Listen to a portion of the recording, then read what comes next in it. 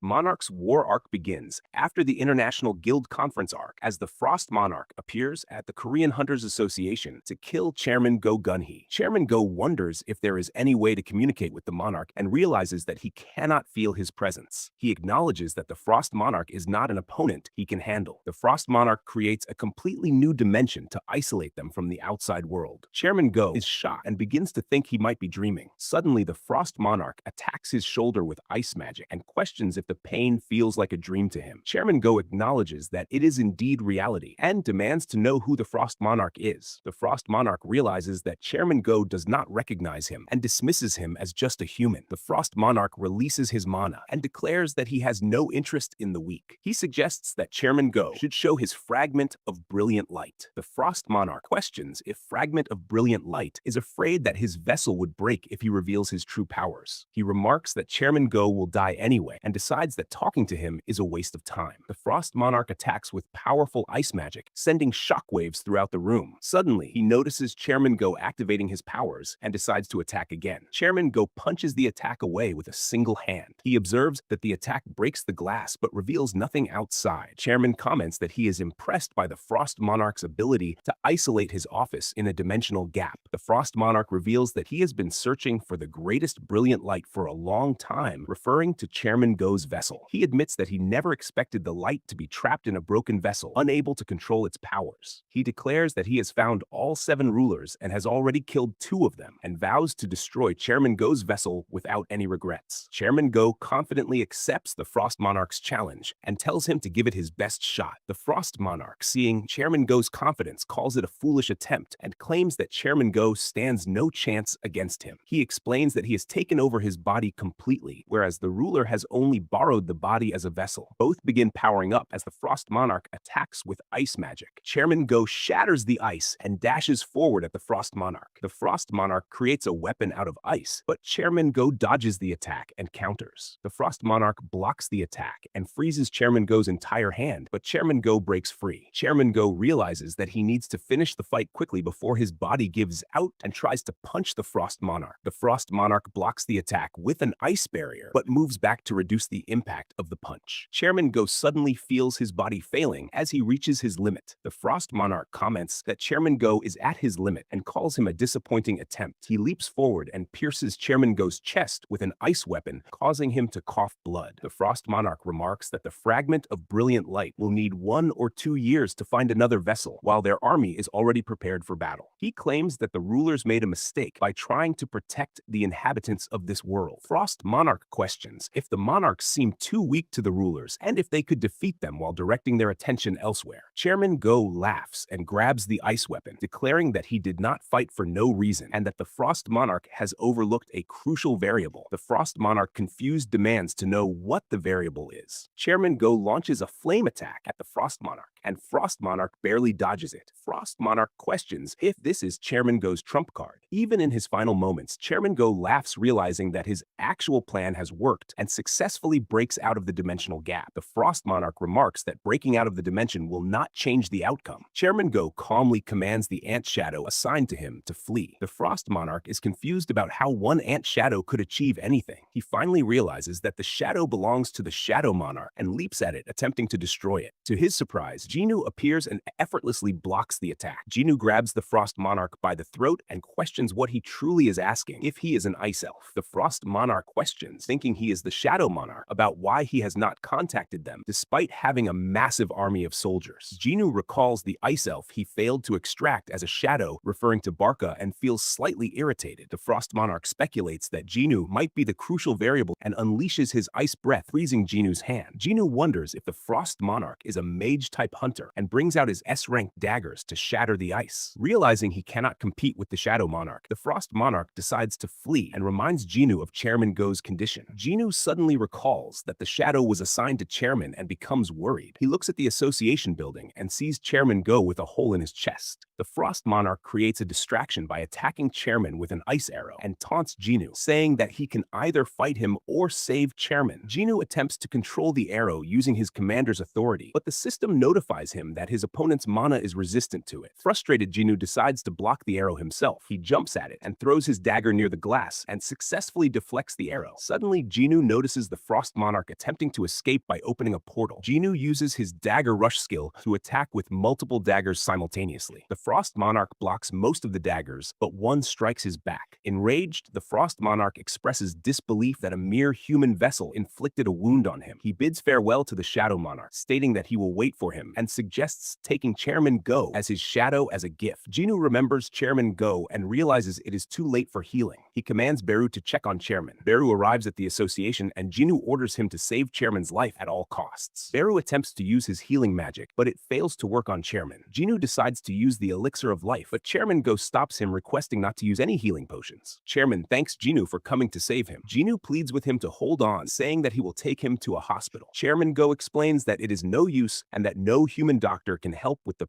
powers that attacked him. He expresses gratitude for having Jinwoo on their side and admits he never thought Jinwoo could possess such powers and thanks God for this. Chairman Go reflects that gates and dungeons were created to protect humans and that the rulers decided to protect all the humans this way. He tells Jinwoo that one day he will have to make a decision and requests him to choose humanity's side when that day comes. Chairman expresses his desire to have fought alongside other hunters like him, but his body never allowed it. He states that he has no regrets and is leaving the world's protection to the younger generation. In his final words, Chairman Go reflects on his thousands of heartbeats, knowing he does not have much time left. He expresses relief that he met Jinwoo and feels comforted knowing Jinwoo will protect humanity. Chairman Go Gunhee thanks Jinwoo for everything and slowly closes his eyes with a tear of happiness. Meanwhile, Chairman Go's death becomes the front page news of several magazines, reporting that he was brutally murdered after suffering a stab wound to his chest. The media also reports that Jonas's dead body was found in a river. With the deaths of 3 elite hunters, the world falls into a state of panic. Major media outlets across the globe cover the news, and the Federal Bureau issues a statement regarding their deaths. People begin to worry about who will protect the hunters when they are supposed to protect humans from magic beasts. The scene shifts to Chairman Go's funeral, which Jinwoo attends with Manager Woo. Jinwoo notices Manager Woo in a state of depression and asks if he is okay. Manager Woo admits that he has been feeling down lately, unable to process Chairman Go's death. He questions if the magic beast that killed Chairman was uncontrollable even with Jinwoo's powers. Jinwoo explains that it was too late by the time he reached Chairman. Manager Woo expresses disbelief that Chairman is gone and feels miserable, remembering how Chairman requested to hear everything about Jinwoo's trip to the States. He thanks Jinwoo for being with Chairman in his final moments. Jinwoo requests him not to thank him yet and says he should wait until he kills the Frost Monarch. Jinwoo swears upon his life to get revenge. Jinwoo requests Manager Woo to gather reporters for a press conference. Reporters flood the conference, and Jinwoo announces that a group of beasts with high intelligence is targeting elite hunters. He explains that these beasts are stronger than any other hunters and will stop at nothing to achieve their goals. One reporter asks if the beast that killed Chairman was working alone. Jinwoo clarifies that these beasts use magic to isolate their targets before attacking. He warns hunters who might be potential targets to stay with their colleagues at all times. Jinwoo, remembering that these beings are monarchs, acknowledges that no ordinary hunters can defeat them. He offers to be contacted through the Korean Hunters Association for those who do not have colleagues. Meanwhile, the scene shifts to a discussion among the monarchs as the Frost Monarch informs them that the Shadow Monarch is on Earth. Yoonho recalls that the Frost Monarch previously stated there is no human vessel capable of containing the Shadow Monarch's powers, and adds that the same applies to the Dragon King, as it is impossible to find a vessel for him as well.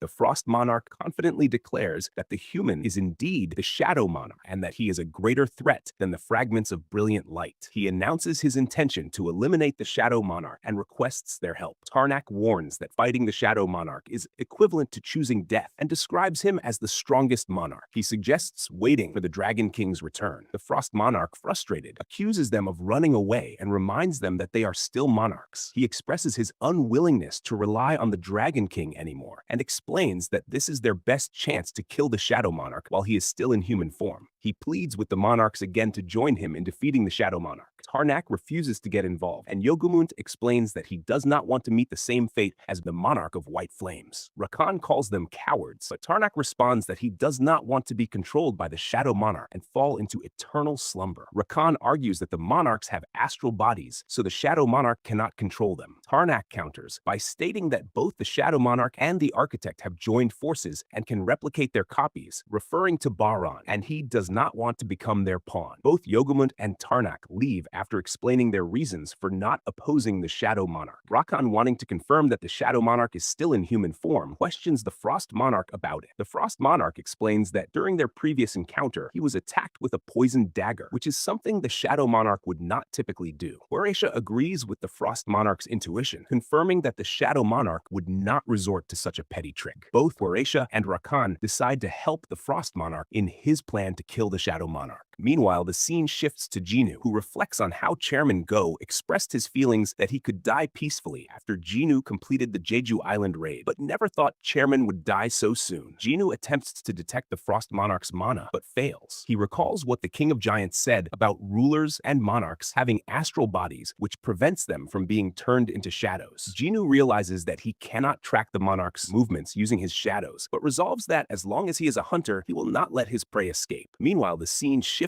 to the Hunters Association, where everyone begins questioning who will become the next chairman. One board member explains that Chairman Go Gunhee, being an S-rank hunter, held great significance for the position. Another board member questions if they should consider hiring S-rank hunters from other countries, but warns that they should be cautious of S-rank hunters. He further suggests that after careful consideration, Manager Woo would be the perfect candidate for the role. Caught off guard, Manager Woo questions why he was selected. The board members explain their reasoning, stating that Manager Woo was Chairman Go's right hand and possesses both practical and leadership skills. They add that there is no rule requiring the chairman of the association to be an S-rank hunter, and that Manager Woo's past experience as a surveillance team manager would be a great asset for the position. Manager Woo calmly responds that he might not be the best choice for the position, and that there are others with more experience than him. The board members confidently state that Manager Woo has the power to mobilize the forces of Korean hunters and is on good terms with major guilds and is well acquainted with Sung Jinwoo. Manager Woo remarks that despite their many encounters, Jinwoo might not think they are close. The board members request Manager Woo to carefully consider the offer before rejecting it. Meanwhile, the scene shifts to the Scavenger Guild headquarters, where Thomas heads to the basement of the building. The security team starts shaking nervously upon seeing Thomas. Laura questions if Thomas is certain about giving the dagger as a gift to Jinwoo. Thomas responds that the dagger is nothing compared to the lives of his guild members, and questions if Laura thinks Jinwoo is not qualified to use it. Thomas opens a secret room where he has stored the most powerful dagger and comments that the dagger never ceases to impress him. Laura remarks that there are only 2 of these daggers in the world and expresses surprise that Thomas is willing to give one away. Thomas responds that he does not want the world's best weapon to rot in his headquarters.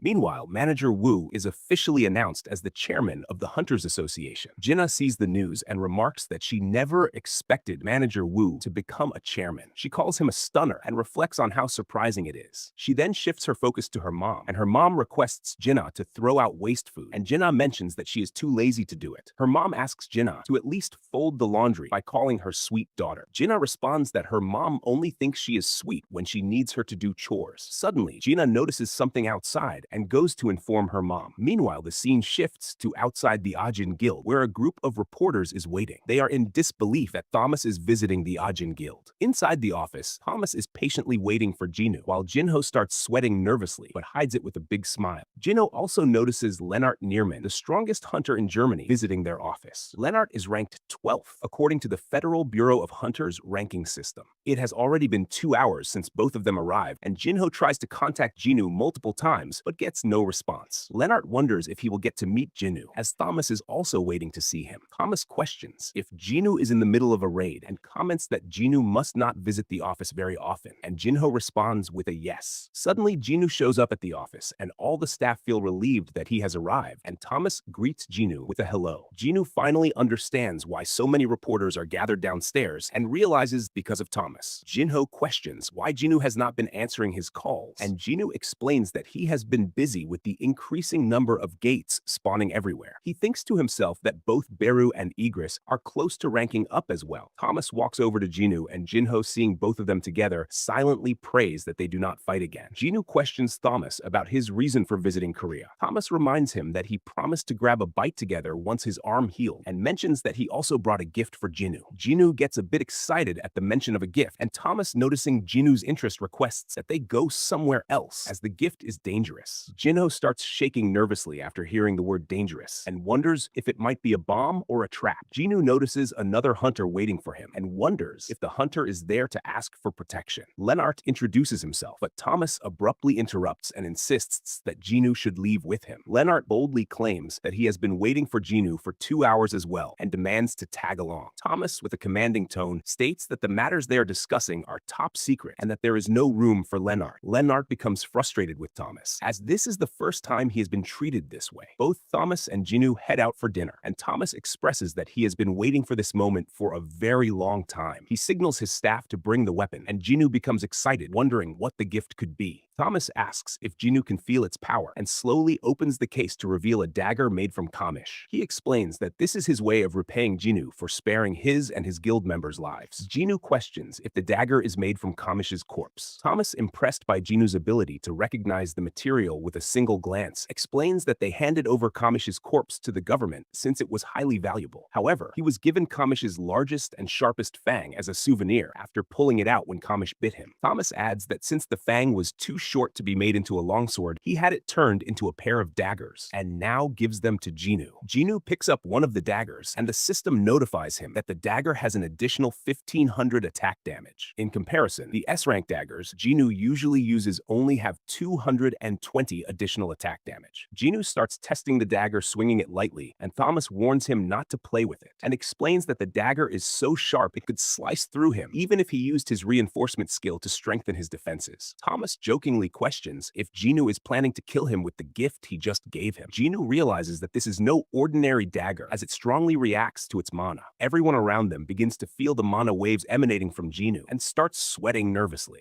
Thomas turns to Laura and asks if she still thinks giving the daggers to Jinwoo was a mistake. Laura agrees with Thomas's decision, acknowledging that Jinwoo is the right person to wield them. Thomas asks Jinwoo for his opinion on the daggers. Jinwoo questions if it is truly okay for him to have such a powerful weapon. Thomas reassures him that the daggers are a small price to pay compared to the lives of his guild members. Jinwoo responds that he will gladly accept the gift. Suddenly, both Thomas and Jinwoo sense a powerful mana. All the pedestrians around them look up and see the largest gate ever opened in the sky. Jinwoo wonders if this is the same Magisphere that Dr. Belzer had spoken about. Thomas, staring at the massive gate, comments that he has never seen anything like it before, and notes that it is even larger than the gate Kamish had burst out of. Meanwhile, everyone starts snapping pictures of the massive gate as reporters begin covering the event. They remark that the gate has covered the entire sky above the city and is the largest gate ever seen. All the residents come outside to witness the phenomenon, but none of them look happy seeing the gate. Meanwhile, the scene shifts to Dr. Belzer, who explains that the gate in South Korea is just the beginning, and warns that similar events will happen in other major countries. One of the members questions how to handle the situation, considering Dr. Belzer has been researching gates and magic beasts for a long time. However, Dr. Belzer states that all they can do is pray that this unprecedented event does not end in tragedy. Meanwhile, the scene shifts to Jinwoo, who tries to enter the gate with Kaisel. To his surprise, he is unable to enter, as it feels like some sort of wall is blocking him. Jinwoo thinks that if this were an ordinary gate, he could have broken it down, but this gate prevents even an awakened hunter from entering. He wonders if the magic beasts inside are different from the ones he has encountered before, and decides that he will not let anything inside go easy, as he must protect his family and friends. Suddenly, Jinwoo receives a call from Chairman Woo, who questions where Jinwoo is, as he cannot hear his voice properly. Jinwoo responds that he is somewhere up high, and says that he should call him Chairman from now on. Chairman Woo replies that Jinwoo can call him whatever he prefers, and admits that he still feels awkward about his promotion. Jinwoo reminds Chairman Woo of his earlier request, and Chairman Woo explains that they already conducted a satellite scan of the entire world and found no new gates anywhere else. Jinwoo is surprised to hear this, and notes that it has been 3 hours since the gate spawned, and no new gates have appeared since then, and concludes that this is not a coincidence. Chairman Woo explains to evacuate all civilians near the gate step by step to avoid chaos, and asks Jinwoo about his plans. words. Meanwhile, Jinwoo begins training with Beru in the Hunter's Gym. Beru attacks Jinwoo with multiple strikes, but Jinwoo dodges every single one of them. Beru lunges at Jinwoo with his claws, but Jinwoo blocks the attack with one hand and questions if Beru is giving it his all. Beru kneels before Jinwoo and explains that he cannot possibly attack his king. Jinwoo reassures him that it is fine and that he wants to train harder, as Beru is the only one who can truly help him. Beru expresses his gratitude, saying he is deeply moved by Jinwoo's words. Jinwoo comments that Beru's vocabulary is improving every day and jokingly asks if he ate another human. He then commands Beru to continue their fight. Beru powers up and leaps at Jinwoo, but Jinwoo effortlessly dodges. Beru tries to punch Jinwoo, but Jinwoo blocks the punch with his hand and remarks that Beru has grown stronger since reaching the commander rank. Beru launches multiple attacks, but Jinwoo dodges all of them and counters with a powerful strike to Beru's stomach. Jinwoo warns Beru that there should only be one commander in his army and that once Igris and Greed reach the general rank, they will take Beru's position. He advises Beru to work harder to become even stronger. Beru, motivated by Jinwoo's words, decides not to hold back anymore, and the two continue their fight. Jinwoo realizes that although Beru is the strongest among his shadows, he is still far from the level of the monarchs. Noticing Jinwoo's momentary distraction, Beru attempts to attack, but Jinwoo grabs his hand and uses his stealth skill to disappear. Beru misses his attack, and Jinwoo reappears behind him, delivering a punch that sends Beru crashing into the wall. Beru praises Jinwoo's strength, calling himself a lowly servant and expressing amazement at Jinwoo's almighty power. Jinwoo tells Beru to stop watching historical dramas for a while, and suddenly notices that the entire gym is wrecked. Out of nowhere, Jinwoo receives a call from Chairman Woo. Jinwoo nervously explains that he has a total workforce of 300 ants who will clean the gym. Meanwhile, the scene shifts to Thomas and Laura. Laura questions if Thomas plans to stay behind, and Thomas responds that he does not want to leave such a big and beautiful gate. Laura remarks that the gate is big, but not beautiful. Thomas explains that anything that stirs the heart is beautiful, and adds that Kamish and Sung Jinwoo are both beautiful. He admits that he wants all beautiful things for himself. Laura points out that even Thomas cannot have everything he desires, and mentions that the Federal Bureau is worried about him. Thomas responds that there is no point in going back since no new gates have appeared, and staying by Jinwoo's side is the safest place to be. He adds that if the gate is not stopped, there will be nothing left to worry about. Thomas concludes that this gate might mark the end of humanity or the beginning of something new. All the residents begin evacuating the area where the gate has spawned. Jinah questions why they are not evacuating, and her mom explains that it is better to choose where to die if the place turns into a war zone. She adds that houses in their district are not advised to evacuate. Jinah angrily expresses that she is planning to go to college next year and wants to enjoy her youth and college life. She declares that she does not want to die when her life is just about to start. Her mom agrees with her and confidently assures her that Jinwoo will protect her just like their father did. Meanwhile, the scene shifts to Jinwoo, who wonders where the monarchs are hiding as he cannot sense their presence. He starts thinking about clearing the gate and questions if he can do it without sacrificing himself, and reflects on how much he has to protect now, and decides that he does not want to spend his time just checking the gate. Jinwoo checks his phone to see if he has any friends to spend time with, and suddenly remembers Cha Hae-In. Meanwhile, the scene shifts to Cha Hae-In, and Cheol notices some hesitation in her lately. He expresses concern that she might be feeling fear in her heart, and remarks that it is natural to feel terrified as he feels the same way. Suddenly, Chan receives a call, and Cheol advises her to answer it as it might be an important matter. Cha Hae-In speaks on the phone and with a blushy face tells Cheol that she needs to leave as something has come up. She bows her head to her master, and Cheol, seeing her reaction, feels happy for her. Meanwhile, the scene shifts to Jinwoo and Cha Hae-In go to an amusement park.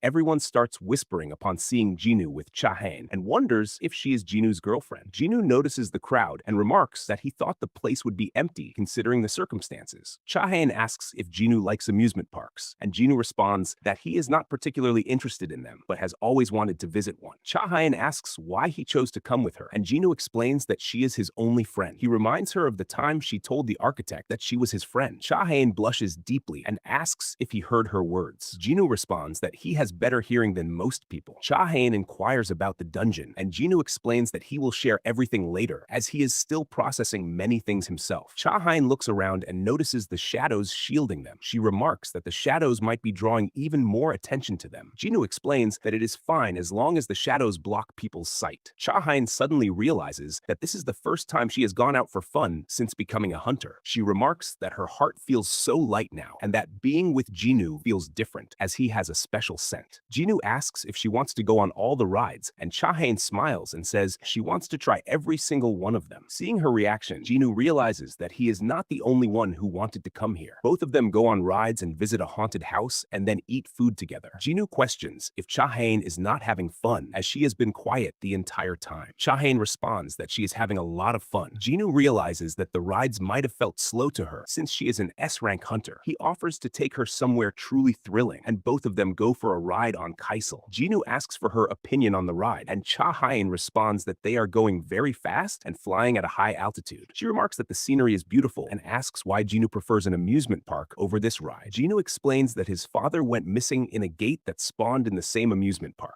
Cha Hae-In thanks Jinwoo for everything he has done for her. Jinwoo mentions that there is something he wants to show her and takes her to a forest with an amazing night sky. Cha Hae-In feels happy spending time with Jinwoo and enjoys the moment. Meanwhile, the scene shifts to a B-rank hunter who is worried about the dungeon break that is expected to occur in a few days. He bumps into another person and becomes angry at him. The other hunters watch them arguing, and one of the hunters notices the huge man and remarks that this person could even defeat Dongwook, an S-rank hunter. He guesses that they both might be hunters, since only hunters are present in that place. The other hunters start worrying about the B-rank hunter, as he seems to be losing control while confronting someone clearly more powerful than him. The B-rank hunter demands an apology for bumping into him and declares that he is an upper-tier B-rank hunter. Seeing the other hunter remain silent makes him even angrier. To everyone's shock, Rakan suddenly eats the B-rank hunter. Rakan smiles at the hunters and destroys the entire location with a single punch, sending the hunters flying. One of the hunters crashes into a building, and Rakan throws a car at him, taking his life. Rakan calls the hunters lowly humans and announces that he will hunt every single one of them by ripping apart their skin and flesh with his teeth and nails. He declares himself the king of beasts and roars, shaking the entire area. Meanwhile, the scene shifts back to Cha Hae-In, who drinks some lake water. Jinwoo mentions that there is a hotel nearby where they can wash up and have breakfast and asks if she is interested. Cha Hae-In agrees, and Jinwoo summons Kaisel. Cha Hae-In wonders why Jinwoo summoned Kaisel since the place is nearby. Jinwoo explains that it would take only 5 minutes if he ran at full speed. Cha Hae-In is surprised and wonders how many miles Jinwoo can cover in 5 minutes. Both of them start flying toward the hotel. Meanwhile, the scene shifts to Chairman Woo, who is shocked after hearing that there is an intruder at the front of the association building. He asks if there are any casualties. A member explains that the exact number cannot be confirmed at the moment. Chairman Woo remains in shock as there are still a few more days before the dungeon break and wonders where the huge magic beast came from. He asks for Jinwoo's location, but the member explains that they cannot get hold of Jinwoo. Chairman Woo decides to handle the situation himself. Suddenly, another member arrives and informs him that a hunter has stepped forward to fight the magic beast. Chairman Woo questions if it is Sung Jinwoo, but the member clarifies that it is not Sung Jinwoo, though the hunter is a world-class hunter. Meanwhile, the scene shifts to Rakan with an overwhelming aura surrounding him. Lennart from Germany arrives to confront Rakan. Lennart worries that he might not be able to defeat the magic beast and thinks this might be the end for him. He reflects that it might be his fate to be in Seoul at this moment to face the magic beast. Suddenly, Thomas appears and grabs Lennart by the head and pushes him aside, stating that Lennart is in his way. Meanwhile, the scene shifts to Jinwoo and Cha Hae-In, who are having breakfast. Jinwoo suddenly receives a call from Chairman Woo, and Chairman questions why they have been unable to reach him. Jinwoo explains that he was outside of phone service until now. Chairman Woo informs him that a magic beast is rampaging in the middle of the city. Jinwoo finds this hard to believe, as there are still a few more days before the dungeon break. Chairman Woo insists that the information is accurate and explains that exactly one magic beast has appeared. Jinwoo is surprised to hear that a single magic beast has wiped out an entire guild and realizes that it is not an ordinary magic beast. Chairman Woo adds that Thomas is currently facing the beast. Jinwoo cannot believe this information, as his shadow has been tailing Thomas and should have reported anything unusual. He wonders why the shadow did not inform him even though an entire guild was wiped out. Jinwoo notices that his shadow's presence in Seoul feels very weak, as if there is interference. He tries to connect to his shadow, but the system notifies him that the designated shadow cannot be found. Jinwoo explains to Cha Hae-In that there is a problem in Korea. Cha Hae-In questions if the dungeon break has already happened, but Jinwoo clarifies that this is something else. Jinwoo asks Chairman Woo if the beast has a shadow, and Chairman Woo advises him to check it himself, as it might be too dangerous for others to investigate. Meanwhile, the scene shifts back to Rakan, who transforms into a more powerful being and begins walking slowly toward Thomas. All All the hunters are stunned by Thomas showing up out of nowhere in Korea. Thomas instructs the other hunters to hurry and evacuate all the civilians. He glares at Rakan and decides to keep the magic beast in its place and defeat it without hesitation. Thomas uses his reinforcement skill to enhance his defenses. Both Rakan and Thomas glare at each other as mana waves from both of them clash, creating massive destruction. Rakan smirks at Thomas and attempts to attack him with his nails. However, thanks to Thomas's reinforcement, the nails fail to scratch him. Thomas delivers a powerful punch to Rakan's face, grabs his head, and smashes him into the ground.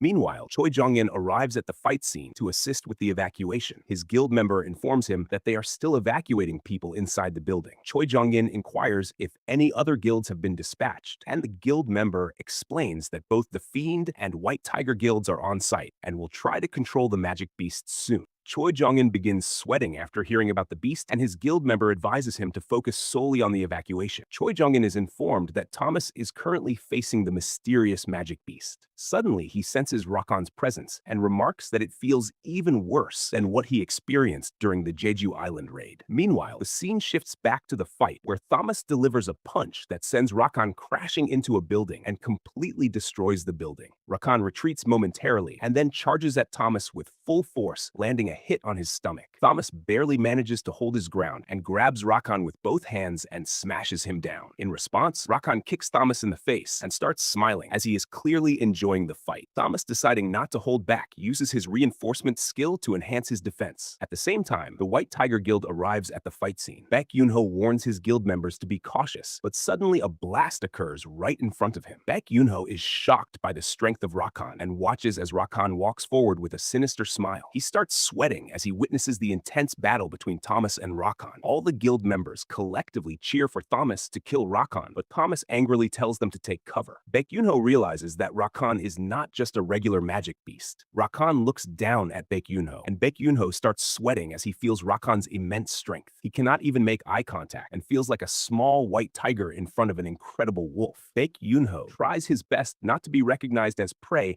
as his instincts warn him of the danger. Rakan then shifts his focus back to Thomas. Rakan uses a skill similar to Commander's authority and begins throwing vehicles at Thomas. Thomas swiftly evades them with a single hand. Rakan crashes more cars toward Thomas, but to his surprise, Thomas uses his capture skill to pull Rakan toward him and smashes him down. Thomas attempts to punch Rakan again, but suddenly feels uneasiness and senses that he might lose this fight. Despite this, he decides to attack once more. Rakan grabs Thomas's hand, and Thomas begins trembling nervously. Rakan expresses his surprise that a mere ruler's vessel can wield such massive strength and declares that he has had enough of Thomas's tricks. Rakan cracks open his manifestation and questions if Thomas is afraid of him, and then hits Thomas with multiple strikes. All the White Tiger Guild members are in disbelief as they watch Thomas struggle against Rakan. Suddenly, Rakan notices a shadow hiding within Thomas's shadow. He grabs the ant shadow and questions what it is doing there before squashing it. Rakan shifts his focus back to Thomas and cracks his spiritual body, suggesting that they make the fight purely about brute strength. He completely shatters his manifestation. However, Thomas unexpectedly grabs Rakan by the throat and squeezes it with full force, twisting and breaking it. Despite this, Rakan turns back toward Thomas and grabs his face and smashes him into the ground. Rakan remarks that he is starting to feel hungry, but suddenly notices someone attacking him from behind. Lennart attacks at Rakan with his charge skill, causing him to slide back, and declares that he will not let Rakan kill Thomas. Lennart begins shivering as he feels the overwhelming strength of Rakan. Thomas advises him to run away, knowing that Lennart has no chance of winning. Despite this, Lennart decides to fight, acknowledging that he is also a hunter. He reflects that he has no regrets, and that even in his final moments he would choose an honorable death over a cowardly survival. Lennart convinces himself that he would make the same choice 100 times over. As Rakan charges at him, Lennart starts saying to himself that he made the right decision. However, as Rakan gets closer, Lennart begins to regret not running and wonders if he made the wrong choice. Rakan prepares to devour Lennart, but suddenly Kaisel attacks Rakan. Rakan counters by scratching Kaisel with his sharp nails, destroying him. Rakan smirks, mocking the weakness of the shadows, but Jinwoo emerges through the shadow and kicks Rakan down to the ground. Jinwoo instructs Lennart to take Thomas to a safe place. Rakan realizes that what the Frost Monarch said is true, that a human is carrying the vessel of Ashborn. Rakan transforms into a wolf using his spiritual body manifestation, and the rest of the hunters begin to leave the area. Jinwoo notices Rakan's intense thirst for blood and realizes that Rakan is not the only monarch present in the city. Rakan becomes confused about how Jinwoo is able to generate such supreme strength with a human body and suspects that the architect might have something to do with it, as the Shadow Monarch must have made a deal with the architect. Suddenly, Croatia appears behind Jinwoo and wonders aloud if she can eat him, expressing her curiosity about how other monarchs might taste. The system identifies all three monarchs as enemies, and all four monarchs begin charging up. Jinwoo commands all his shadows to come forth. Igris and Iron immediately charge at the Frost Monarch, while both Tank and Jinwoo attack Rakan. The rest of the shadows focus on Croatia. Rakan, seeing all the new shadows, wonders if this is the Shadow Monarch's new army. The Frost Monarch unleashes his breath attack, and Jinwoo blocks it using his daggers, but the rest of his shadows are frozen. The Frost Monarch confidently declares that the new Shadow army is weak and incapable of moving even a single inch inside his ice prison. Croatia questions why the Frost Monarch froze her children as they were just about to have a reunion. The Frost Monarch becomes irritated, accusing Jinwoo of believing that he can destroy the monarchs with such weak shadows. He realizes that Jinwoo has not yet gained the full strength of the Shadow Monarch and warns him not to underestimate them, as they are still monarchs. Jinwoo breaks free from the ice magic and looks directly at the Frost Monarch. Spinning his new dagger, Jinwoo confidently announces that he is going to take down the Frost Monarch.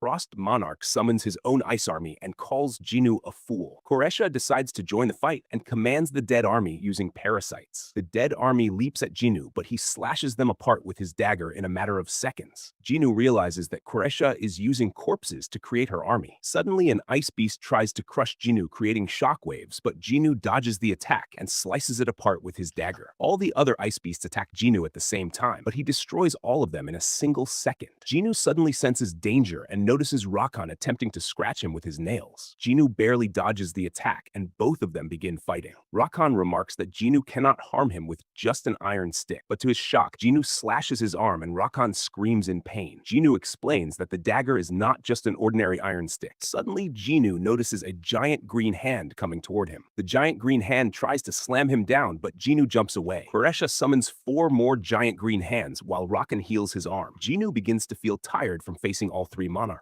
He takes a deep breath, and out of nowhere, Beru breaks out of the ice prison. Beru gets angry at Croatia for trying to harm his king and mockingly calls her an insect. Both Frost Monarch and Rakan are shocked that a shadow was able to break out of the ice prison. Rakan explains that the shadow is of commander level, and that every commander level shadow is essentially a god of destruction. Croatia becomes disappointed that Beru does not recognize her own mother and decides to punish him. She uses her green hand to slam him down, but Beru easily slashes the green hand apart and returns to his king.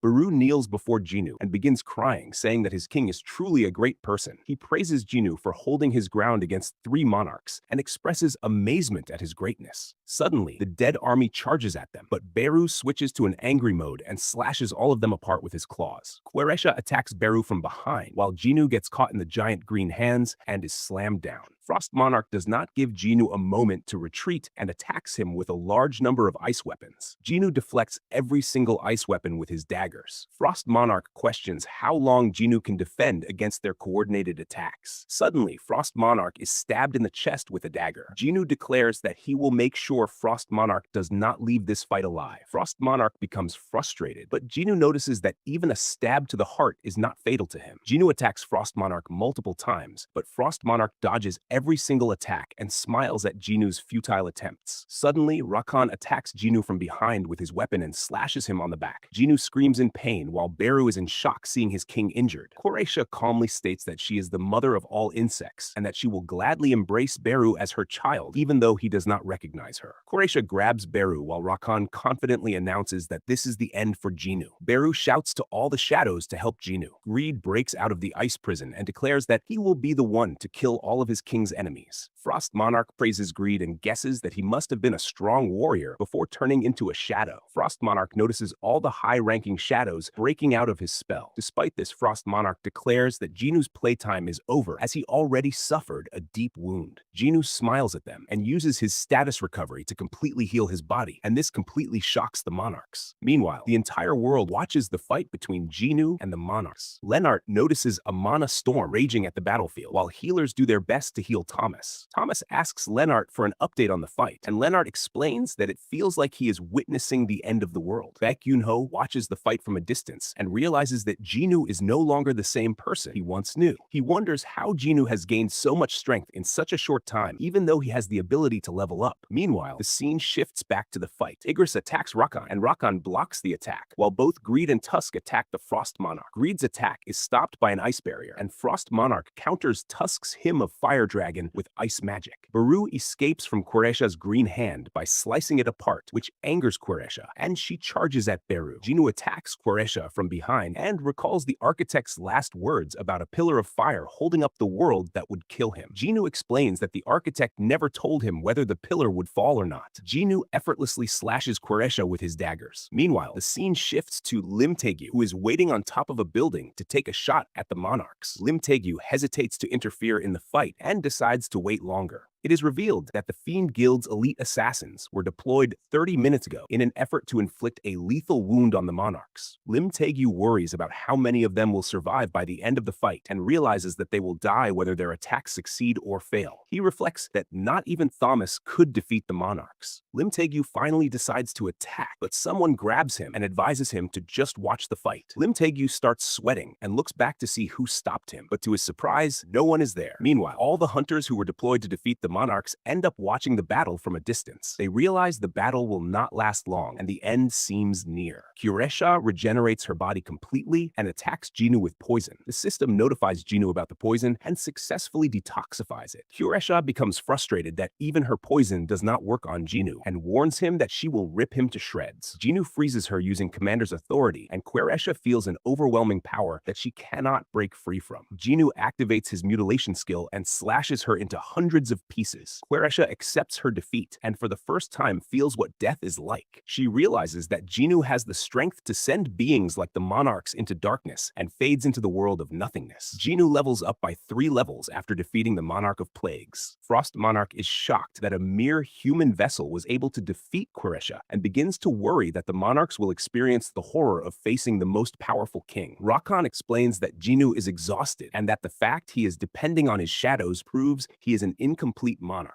Rakan declares that Jinwoo cannot stop a true monarch and tells the others not to fear him. Rakan attempts to kill Beru, and Jinwoo feels Beru's presence fading. Jinwoo remembers how Rakan killed the shadow assigned to Thomas in a similar way. Jinwoo decides to cancel the summon to save Beru, but the system notifies him that Beru cannot be recalled. Jinwoo dashes toward Rakan to save Beru, and Rakan jumps away. Jinwoo barely manages to stop Beru from being destroyed. Frost Monarch feels confident after hearing Rakan's words and realizes he has overestimated Jinwoo's powers. Frost Monarch transforms into his final form and brings out his trident. He announces that he will trap all of Jinwoo's shadows and make them resurrect repeatedly until Jinwoo runs out of mana. He declares that Jinwoo's shadows will become mere parasites feeding on his mana. Frost Monarch freezes all the shadows and attacks Jinwoo with his trident. Jinwoo tries to block the attack but gets scratched on his arm. Frost Monarch attacks again and smashes the entire ground. Frost Monarch believes Jinwoo is gone, but Jinwoo suddenly appears and attacks Frost Monarch with his daggers. Frost Monarch dodges the attacks and counters by hitting Jinwoo with his trident. Jinwoo slides back from the force of the attack and coughs blood. He realizes that Frost Monarch is incredibly fast. Frost Monarch notices that Jinwoo's incomplete spiritual body manifestation is consuming a large amount of mana and decides to finish him quickly. Frost Monarch dashes at Jinwoo, and Jinwoo blocks all his attacks. Jinwoo observes every movement of Frost Monarch and realizes that he just needs to outpace him to kill him. Frost Monarch notices that Jinwoo is scheming something and declares that it is useless. Frost Monarch brings out another trident. Jinwoo suddenly appears behind Frost Monarch and feels confident that he can finish him. However, to his surprise, Frost Monarch smirks at him. All the hunters watching the fight are shocked as Jinwoo is suddenly stabbed from behind. Rakan pierces Jinwoo with his claws and Jinwoo begins coughing blood. Jinwoo, still refusing to give up, tries to break free from Rakan's claws. Frost Monarch stabs Jinwoo in the chest with an ice dagger and urges him to heal just like before. Frost Monarch realizes that Jinwoo cannot heal again as he is still an incomplete monarch. Frost Monarch explains that Jinwoo will not live to witness the day their army sets foot on his world. He declares that they will create mountains from human corpses and rivers from their blood. He further adds that he will treat South Korea differently by freezing every human in the country and making them suffer for eternity by keeping them alive forever. Frost Monarch urges Jinwoo to make his final attempt to save his world and mocks that his futile effort will bring him joy. Frost Monarch freezes Jinwoo completely. Jinwoo slowly closes his eyes, and the system notifies that his HP has dropped to 0 and that the player is dead. Suddenly, the system announces that Jinwoo has met all the requirements for passive skills, and all his skills begin to max out. Jinwoo suddenly wakes up in a hospital and starts shaking nervously. He checks his chest for the wound but finds nothing and wonders if it was all just a dream. Jinwoo notices that he is still in the hospital and questions how he is alive after being stabbed by the ice dagger. Suddenly, Chairman Woo appears and Jinwoo questions him about how he is still alive. Chairman Woo is momentarily shocked and informs Jinwoo of 3 things. First, he clarifies that he is not the chairman but the manager of the surveillance team. Second, he asks about moving statues. Third, he questions how Jinwoo was able to recognize him and wonders if they have met before. Jinwoo is shocked upon hearing about the moving statues. Manager Woo further explains that members of the White Tiger Guild found him in a double dungeon. Jinwoo is in disbelief as the hospital looks familiar to him. Manager Woo notices that Jinwoo looks slightly different from his photos. Jinwoo remains deep in thought, trying to recall his memories. Manager Woo asks if Jinwoo is okay, and Jinwoo requests some alone time to recollect his thoughts. Jinwoo checks his system stats and realizes that he has retained all his stats. His appearance has not changed, and all the items he collected are still in his inventory. Suddenly, Jinah shows up to check on her brother, but becomes confused, thinking she might be in the wrong room. Jinwoo tells her that he is her brother. Jinah questions if he is really her brother, as he has grown much taller than her. Jinwoo nervously responds that she is just imagining it. Jinwoo decides to head to the Hunters Association and asks Jinah to return to school. Jinah angrily questions if he is finally going to quit being a hunter, but Jinwoo avoids her question. He advises Han Song-gi not to become a hunter and to focus on her studies. Han Song-gi is shocked that Jinwoo knows her name. Jinwoo decides to rebuild his shadow army as he has lost his entire army and begins to wonder how he has traveled to the past. Jinwoo goes for a reassessment of his rank, and the staff are in disbelief that he is an S-rank hunter, even though he looks like a homeless person. Jinwoo decides to meet the chairman, and a staff member offers to guide him to the office. But Jinwoo responds that he knows where the chairman's office is. Jinwoo heads to the chairman's office, and in the elevator, he encounters Kang Tae-shik. Kang Tae-shik tries to come up with a story to cover his tracks, and worries that he might get on Manager Woo's bad side if he does not provide a compelling excuse. Jinwoo boldly points out that Kang Tae-shik still has not reported his stealth skill. Kang Tae-shik is shocked and slowly reaches for his weapons. Jinwoo grabs his weapons instantly and warns him not to harm innocent hunters. He tells Kang Tae-shik that if he ever harms innocent people, he will kill him with his own hands. Kang Tae-shik checks his weapons and is shocked that Jinwoo grabbed them without him noticing. Jinwoo gives him a final warning not to hurt innocent hunters. Jinwoo finally meets the chairman. Chairman Go realizes that Jinwoo knows the entire process of Hunter's reevaluation as he arrives immediately after receiving his test results. Jinwoo suddenly receives a system notification to restart the world, but he ignores it. Jinwoo makes an offer to the chairman, requesting permission to go to Jeju Island to rebuild his shadow army. He asks the chairman to change the regulations to recognize his summoned beasts as hunters, so he can participate in the raid alone. In return, Jinwoo offers to take care of Jeju Island by himself. The chairman mentions that many have failed to clear Jeju Island, but suddenly feels the overwhelming energy coming from Jinwoo. Jinwoo confidently assures him that he will exterminate every single ant on Jeju Island, and explains that this is something only he can do. The chairman realizes that Jinwoo possesses power that exceeds national-level hunters, and is shocked witnessing his aura. Jinwoo begins his journey again, starting with Hwang Dong-suk and then Kang Tae-shik. The system continuously notifies Jinwoo, asking if he would like to restart the world. Joo-hee announces her retirement, and Jinwoo clears the Red Gate incident and the Kargalgan dungeon. Jinwoo clears the Demon Castle and uses the Elixir of Life to cure his mother's eternal slumber. Finally, he clears the Jeju Island raid and extracts the Shadow of Beru. Despite all this, the system continues to notify Jinwoo to restart the world. Jinwoo finally realizes that this is just an illusion. He demands to clear the illusion and urges the individual behind it to show up. Jinwoo is finally summoned before Ashborn, and Jinwoo questions if he is the king of the dead. Ashborn offers Jinwoo the chance to stay in this world forever if he desires, and describes it as a never-ending happy dream. Jinwoo questions if Ashborn is offering him a life in the illusion forever. Ashborn clarifies that he is not the creator of the illusion, and explains that Jinwoo himself created this world. He further reveals that Jinwoo's desire to correct his mistakes gave birth to the illusion, which is more accurately called eternal slumber or death. Ashborn explains that he has been watching Jinwoo for a long time and recalls the many moments when Jinwoo was close to death but resisted it with desperation. Ashborn remarks that he is the record of Jinwoo's struggles, a reward for his pain, and also eternal slumber and death.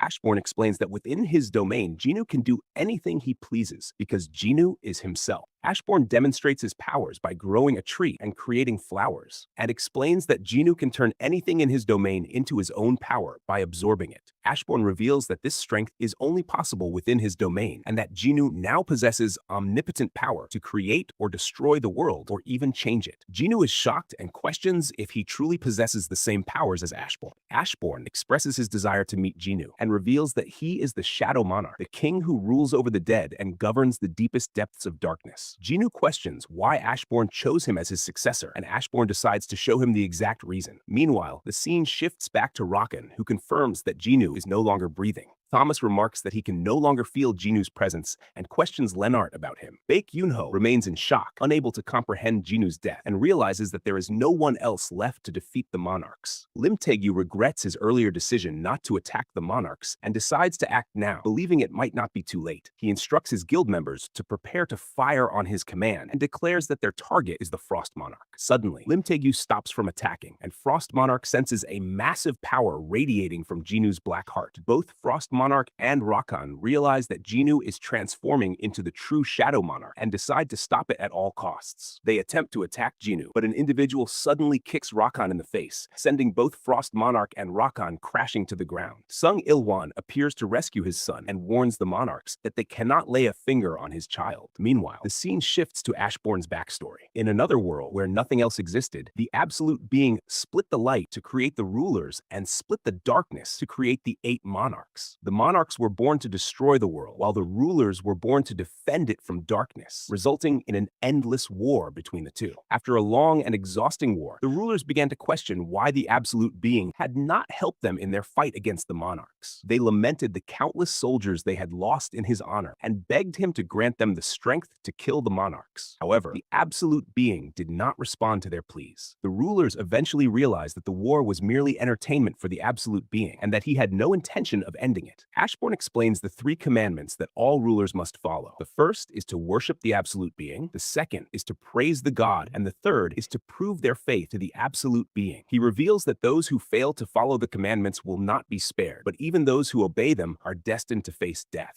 Ashborn explains that the rulers eventually realized the war would never end as long as the Absolute Being existed. All the rulers decided to draw their swords to put an end to the meaningless fight, leading to a rebellion. Ashborn reveals that he was a ruler who stood against the other rulers' plan to kill the Absolute Being. However, his army was no match for the rulers' combined forces. Ashborn lost the battle and, near death, found himself in darkness. There, he discovered that the Absolute Being had left a hidden power within him. He transformed into the Shadow Monarch, gaining the power to command the dead army. Ashborn used his new army to battle the rulers, but it was already too late as the Absolute Being had been murdered by his own creations. After killing the Absolute Being, the fragment of brilliant light assumes the position of gods and becomes the rulers. They use devices containing the Absolute Being's powers to attack the monarchs. Using this power, they capture the Monarch of Giants, and the balance of power collapses. Ashborn reveals that he takes this opportunity to join the monarchs in their battle against the rulers. The monarchs have no choice but to allow Ashborn to join them in order to defeat the rulers. Ashborn fights alongside the monarchs not as a fragment of brilliant light, but as the Shadow Monarch. His power to command the dead becomes his strength as he commands dead soldiers on the battlefield. When Ashborn reaches the same power level as the Dragon King, both the monarchs and rulers begin to fear him. Eventually, 2 monarchs join forces to bring him down, and his shadow army is completely destroyed in the battle. Ashborn explains that his excessive power brings betrayal once again. While he manages to kill Baron, the King of White Flames, Rocken escapes from him. The rulers appear, and Ashborn confines the King of White Flames within his shadows. All the rulers kneel before Ashborn and plead for his forgiveness. They explain that Ashborn has no reason to fight them anymore. Ashborn realizes that the rulers wish to make peace with him, even though they have the power to kill him. He understands that this might be their way of showing respect to him as a fellow fragment of brilliant light who once led the army on the front lines. Ashborn angrily reminds them that they killed their master. One of the rulers responds that the Absolute Being is is also their master. This frustrates Ashborn, and he grabs the ruler, declaring that this makes their crime even more disgraceful. The ruler explains that this was their only way to end the war, and admits that they felt terrible for going against the absolute being. The ruler requests Ashborn to kill him by piercing him with his spears so that Ashborn can emerge as the victor of the war. The rest of the rulers also pledge for forgiveness. Ashborn becomes confused by their actions and decides to go into hiding to plan his revenge. Ashborn reveals that he confines the Monarch of White Flames within his shadows and plans to kill Rakan for his actions. While Ashborn is in hiding, the Monarchs lose immense battle power and are defeated by the rulers. The Monarchs escape to a gap between dimensions. After Ashborn reappears, the Dragon King decides to increase their battle strength and prevents them from fighting. The Dragon King gladly accepts Ashborn to join their side. All the Monarchs decide to build a new army from a world where the rulers cannot find them, and they select Earth. Ashborn reveals that the arrival of the Monarchs causes inevitable destruction to humankind. He shows Jinwoo a city engulfed in a sea of flames. Jinwoo notices this from the demon castle and questions if this is the future of Earth. Ashborn clarifies that this is their past and explains that the Monarchs successfully destroyed Earth. He further adds that the rulers exist to maintain the world after the death of the absolute being. The rulers send their army to fight the Monarchs after tracking them, but it is too late. The rulers become furious that they cannot catch the denizens of chaos and realize that another world has been destroyed. The rulers decide to set everything right and use a forbidden device containing the powers of the absolute being. The device is called the Cup of Reincarnation, and it has the power to turn back time by approximately 10 years. After this, the rulers do everything they can to protect the world, but Earth is too weak to fight against the Monarchs. A world without mana cannot withstand the battle between the two sides. Regardless of which side wins the battle, the world would be destroyed. The rulers realize that they cannot save everyone and ultimately decide to save a portion of humans so that life on Earth can continue. Jinwoo suddenly realizes that this is how the rulers create hunters. Ashborn explains that the rulers are desperate to save the human world and choose to create beings who can survive the war between the rulers and the Monarchs. Jinwoo reflects that the demon castle might be a memory fragment left behind by the Shadow Monarch. Jinwoo asks if the world has been destroyed countless times. Ashborn responds that it has been destroyed multiple times and explains that time cannot change the flow of higher beings. He reveals that the higher beings retain their past memories. The Monarchs use these memories to their advantage and refine their plans repeatedly until the Cup of Reincarnation becomes useless. Jinwoo is shocked to learn that the Cup of Reincarnation has a limit. Ashborn explains that there is no such thing as infinite power and that all power eventually comes to an end. Jinwoo questions how the rulers were able to kill their own creator. Ashborn provides an example of how humans are sometimes killed or hurt by their own inventions. He explains that the rulers were created to fight, and this gave them more than enough power to overthrow their creator. Ashborn explains that just as the rulers strengthened the world by lending power to humans, the Monarchs took inspiration from this and borrowed human bodies to descend upon Earth. This allowed them to reach Earth with their armies sooner than expected. The Monarchs planned to use the mana spread throughout the world to turn the entire Earth into one large trap. Jinwoo asks if this plan is meant to slaughter the ruler's army in a single strike. Ashborn confirms this. Ashborn reveals that for a monarch to obtain a human vessel, they need someone who can handle their power. This is the reason both the Dragon King and the Shadow Monarch could not find their human vessels. Ashborn explains that the architect came to him with a proposal offering him a human vessel in exchange for immortality. The architect searches for a human vessel with high physical and mental strength and designs a system to find a vessel highly responsive to his mana. However, the process is not simple. Ashborn notices Jinwoo and observes how he steps beyond the boundaries of human limitations. Even though Jinwoo is weak and constantly near death, he always manages to escape. Ashborn reveals that he has watched Jinwoo for a very long time and decides to choose him, even though the architect never approved. Ashborn explains that he is the record of Jinwoo's struggles and the evidence of his pain. Jinwoo responds that even though he broke free from Ashborn's scheme, he is unsure if he is strong enough to receive his powers. Ashborn explains that they made it possible using the architect's system, which allowed Jinwoo to adapt to his strength through a game-like structure. Gradually, Jinwoo's body was able to accommodate his powers. Jinwoo realizes that this is why the system is designed like a video game and why he is called a player. He asks why Ashborn betrayed the architect. Ashborn reveals that based on the ruler's apology and the monarch's betrayal, he made the simple decision to grant his powers to Jinwoo. Ashborn says that he enjoyed their time together and probably did not want to lose him. He gives Jinwoo a choice to either stay in his domain and rest in eternal sleep with the wonderful dreams he created, or return to reality and face his enemies. Jinwoo questions Ashborn's decision not to choose the rulers and mentions that he lost his will to fight. He asks why why Ashborn leaves for another world with the Monarchs. Ashborn responds that he has no place for himself. Jinwoo declares that this is the exact reason he cannot stay in the illusion, as he does not belong there. Ashborn becomes happy with Jinwoo's decision. Jinwoo wonders if he will ever see Ashborn again. Ashborn reveals that he is returning to eternal sleep and that their paths might not cross again. The system notifies Jinwoo that all the limits on his powers have been lifted. It reveals that Igris has regained his original commander-level power, and Beru's power has also increased significantly.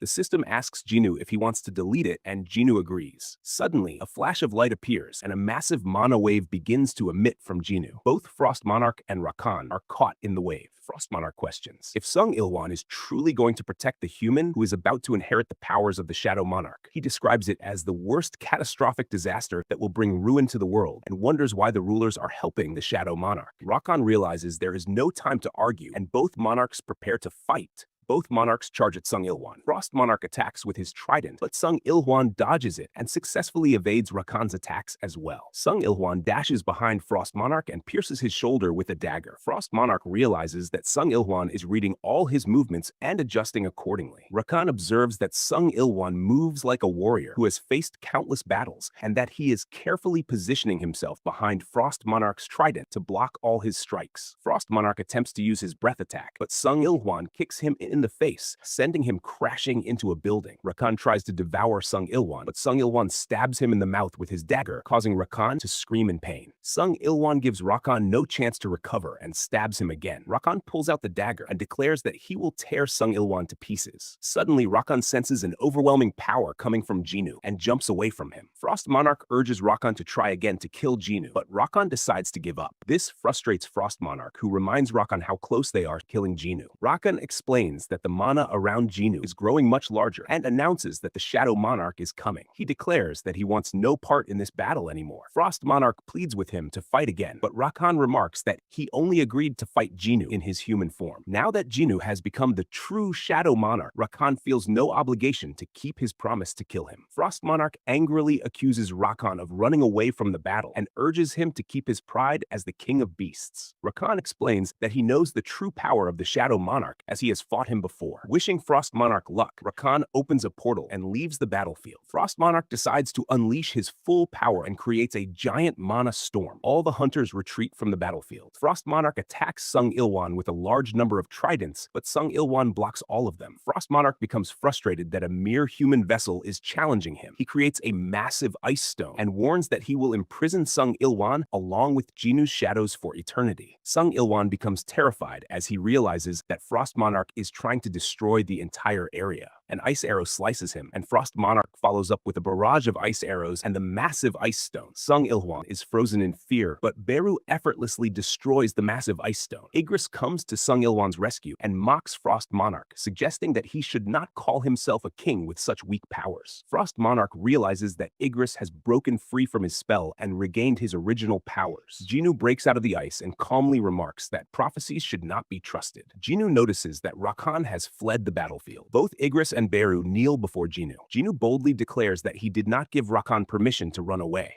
Frost Monarch visibly trembles as he sees the wall of mana surrounding Jinwoo and realizes that the difference in their strength is far too great. Jinwoo turns his back and takes his eyes off Frost Monarch. Frost Monarch decides to act, sensing an opportunity that may never come again. Even though he knows the immense gap in their power, Frost Monarch believes that if he misses this chance, his death will be inevitable. He charges up and attempts to kill Jinwoo with a single strike. Frost Monarch blasts ice magic through his trident at Jinwoo, but Jinwoo effortlessly cracks it with a single hand. Frost Monarch is left in shock as he witnesses the overwhelming power of the Shadow Monarch. Jinwoo decides to finish Frost Monarch last and orders him to wait until he deals with the King of Beasts. Meanwhile, Rakan emerges from the portal and finds himself in a distant forest. He remarks how he felt the presence of death and regrets his earlier actions of arguing with Frost Monarch. Rakan wishes he had escaped earlier and decides to keep a low profile until the Dragon King arrives. Out of nowhere, Rakan senses an overwhelming aura approaching him and smells death in the air. Jinwoo appears behind Rakan, and Rakan drops to his knees as he senses the vast difference in their strength. Rakan bows his head to Jinwoo and decides to submit to his commands. Rakan pleads for forgiveness and declares that he no longer wishes to fight Jinwoo. He offers to become an ally and fight alongside him. Rakan further explains that the Dragon King's army will soon descend upon the world and offers to assist Jinwoo with his own army of beasts. Jinwoo agrees to Rakan's request. Rakan smirks, thinking that Jinwoo is a fool, and he is not the true Shadow Monarch because the Shadow Monarch would never forgive a traitor. Rakan recalls how he not only betrayed the Shadow Monarch, but also tried to kill his vessel. He remarks that human kindness has bought him some time and plans to rip Jinwoo to shreds once the Dragon King arrives. Rakan declares his loyalty to Jinwoo, but Jinwoo responds that there is a condition. Jinwoo explains that Rakan's claws pierced his chest, leaving 5 scars, and that if Rakan can withstand 5 attacks from him, he will forgive him. Rakan becomes enraged at Jinwoo's words and roars in anger for being made a fool. He knows he will die after the battle, but feels confident that he can inflict some damage on Jinwoo before his death.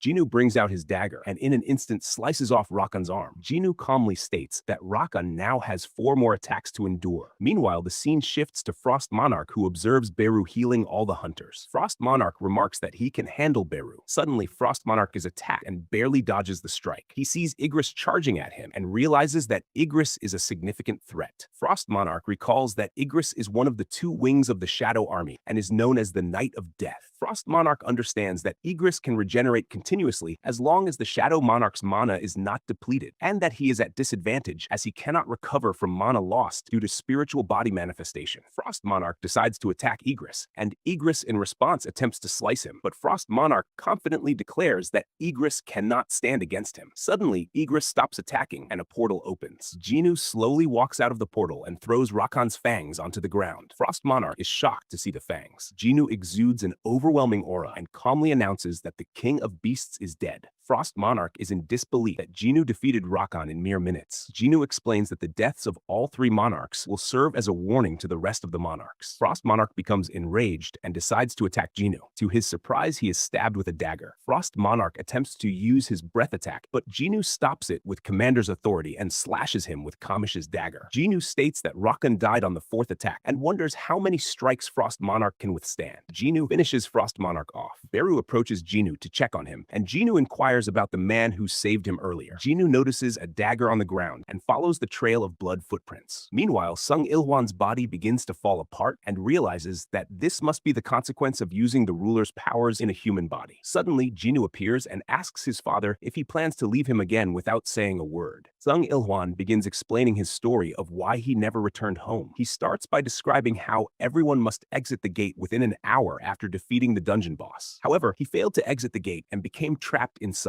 He stayed there for a long time with no food and no sleep. One day, the rulers contacted him and offered him their powers in exchange for stopping the monarchs, including the Shadow Monarch, who would soon be born. Sung Il-hwan had no choice but to accept their terms, as it was his only way to escape. He returned to Earth and began working as a messenger for the rulers to carry out their mission. But when he saw Jinwoo fighting the giants during the Tokyo dungeon break, he could not bring himself to kill his own son, even though he knew the Shadow Monarch resided in his son's body. All he could do was watch from a distance. After Jinwoo killed the giant monarch, the rulers decided to change their plan. They ordered Sung Il-hwan to protect the Shadow Monarch, as they realized they needed his power to destroy the monarchs. The rulers understood the risk they were taking, as they were unsure if the Shadow Monarch would side with humans or the monarchs. However, they knew he was the only one who could truly stop the Dragon King and his army. Sung Il-hwan sadly admits that he did not want his son to see this side of him and asks if Jinwoo hates him for not returning home. Jinwoo responds that he hated him a few times, but adds that he always thought about his father when he first started as a hunter. He recalls every time he came close to death and each time he returned home. Jinwoo expresses how much he missed his father and asks if his father missed him too. Sung Il-hwan begins crying and says that not a single moment passed without him thinking about Jinwoo, and that watching him from afar brought him joy. Sung Il-hwan's body begins to fade away as he walks toward Jinwoo and hugs him, saying that he has become a fine young man. Jinwoo also starts crying as he hears his father's last words and angrily questions if the rulers cast him aside after using him for their schemes. Sung Il-hwan happily explains that the rulers simply gave him the opportunity to make a choice, and he chose to protect his son because it was the right thing to do. Jinwoo pleads that he wanted to spend more time and talk more with his father. Sung Il-hwan apologizes for not being a better father and completely fades away. Jinwoo becomes overwhelmed with frustration and starts shouting, unable to bear the pain. Meanwhile, Jinwoo's mother feels an emptiness in her heart and tells Jinah that they can leave the house now and begins crying. At the same time, Jinwoo angrily shouts at the monarchs and vows to make them pay for what happened. The day the Shadow Monarch cries marks the beginning of the real war between Jinwoo and the monarchs. Ambulances arrive at the scene to transport the wounded hunters, and Thomas is declared out of danger. Jinwoo returns to his apartment, where his family feels relieved and happy to see him return home safely. Meanwhile, Choi Jong-In remarks that Baek Yoonho looked rough after facing Rakan and sarcastically asks if he is feeling better now. Baek Yoonho responds by asking him to wipe the sweat off his forehead first. Choi Jong-In offers him a pill to calm his nerves as his heart might still be pounding. Chairman Woo watches the destruction from his office and reflects on how Jinwoo kept his promise to take revenge for Chairman Go Gunhee's assassination. He thanks Jinwoo for killing Frost Monarch. The Hunters Association releases an official statement declaring that the beasts were unidentified monsters and that the damage caused by the battle is deeply shocking. The scene shifts to the day of the dungeon break, where all the hunters gather to fight the beasts. Liu Zhigang comments that the gate is living up to its hype and remarks that even if every hunter fights the gate, they might just get sucked in and disappear forever. Thomas arrives to assist South Korea, and Chairman Woo observes hunters from around the world gathering in one place. He wonders how many will survive by the end of the dungeon break. Jinwoo feels nervous about the outcome of the dungeon break, and Cha Hae-In notes that this is the first time she has seen him so nervous. Suddenly, the gate cracks open and everyone sees a massive army emerging from it. Jinwoo is shocked to see the Shadow Army coming out of the gate, and Bellion, the commander of the gate, steps forward. One of the hunters urges everyone to charge at the shadows, and the mage-type hunters prepare to attack. Suddenly, Jinwoo requests everyone to stop, and Chairman Woo demands an explanation. Jinwoo calmly assures them not to worry. Bellion begins walking toward Jinwoo, and Choi Jong-In becomes concerned, wondering if Jinwoo plans to face all the enemies alone. Jinwoo slowly walks toward the shadows, and both he and Bellion gaze at each other. Unexpectedly, Bellion kneels before Jinwoo greets him as his king and introduces himself as Bellion the Grand Marshal. He presents the entire Shadow Monarch's army to Jinwoo. Chairman Woo is in disbelief as he watches the magic beasts from the dungeon break, bowing to Jinwoo. Thomas and Lennart notice 3 dragon shadows among the army and remark that each one is powerful enough to wipe out the entire human race. Jinwoo questions if this is truly the shadow army of the former Shadow Monarch, the army passed down to him by Ashborn. Meanwhile, the scene shifts to the Korean Hunters Association a few days later, where members discuss the demands from the Federal Bureau and foreign press for a statement about recent events and Jinwoo's whereabouts. One member informs the group that the host of the Jimmy Show from the Hunters channel wants to interview Jinwoo. Another member irritatingly suggests that Jimmy should find Jinwoo himself if he wants an interview. One member wonders why Jinwoo's summoned beasts emerged from the gate, and Chairman Woo retorts by asking if he would prefer the actual beasts to come out instead of shadows. The member begins sweating at the thought. Chairman Woo explains that they should be grateful for only answering silly media questions rather than receiving calls from the families of deceased hunters. Manager Woo reflects on how Jinwoo absorbed